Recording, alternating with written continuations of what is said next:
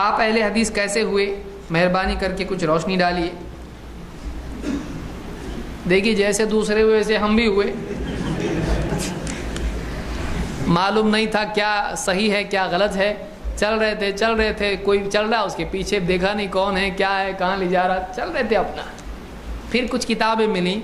کچھ لوگ ملے جن سے بات ہوئی، پھر علماء سے رجوع کیا، علماء نے سمجھایا کہ ایسا نہیں ایسا ہے، اور لمبی کہانی ہے اس کو آپ کو اختصار سے کہاں بتائیں، آپ پہلے اختصار سے جواب دینا ہے۔ علماء سے میں تبلیغی جماعت میں تھا، دیوبندی تھا، اور 4 مہینے چلے، 3 دن 1 دن 2 دن سب لگا کے بیٹھا ہوں۔ وہ بھی بیچارے محنت کر رہے ہیں، اللہ تعالیٰ ان کو بھی، وہ ہمارے بھائی ہیں، ان کو بھی اللہ تعالیٰ اسی روشنی کی توفیق دے جو ہم کو ملی ہے، آمین۔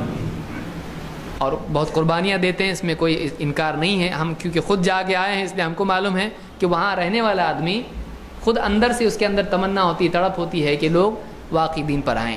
تو ہم کو معلوم نہیں تھا ہم کیا کر رہے ہیں، جیسے میں نے شروع میں بتایا کہ آدمی کو خود معلوم نہیں تھا میں کون ہوں، تو ہم کو بھی خود معلوم نہیں تھا کہ واقعی دین کیا ہے، جو بڑے بتائیں وہی دین ہے، ہم یہ سمجھتے تھے، لیکن بعد میں معلوم پڑا کہ نہیں، قرآن و سنت ہی اصل الاصول ہے، یہی دین کی اصل بنیاد ہے، اس کے بغیر دین کا تصور نہیں ہے۔ پھر جب علماء سے بات کی، صحیح طور سے جواب نہیں ملا، اور علماء نے جواب نہیں دیا جو وہاں علماء تھے، پھر اس کے بعد خود سے تحقیق شروع کی، پھر اہل حدیث علماء ملے، کتابیں ملیں، ان میں غور و فکر کیا، ان کو پڑھا، اہل حدیث علماء کی طرف رجوع کیا، ان سے بالکل اطمینان بخش جوابات ملے، ہم اہل حدیث ہو گئے، اور اللہ سے یہی دعا ہے کہ اللہ تعالیٰ موت تک ہم کو اسی منہج پر باقی رکھے۔ اتنی روشنی فی الوقت کافی ہے۔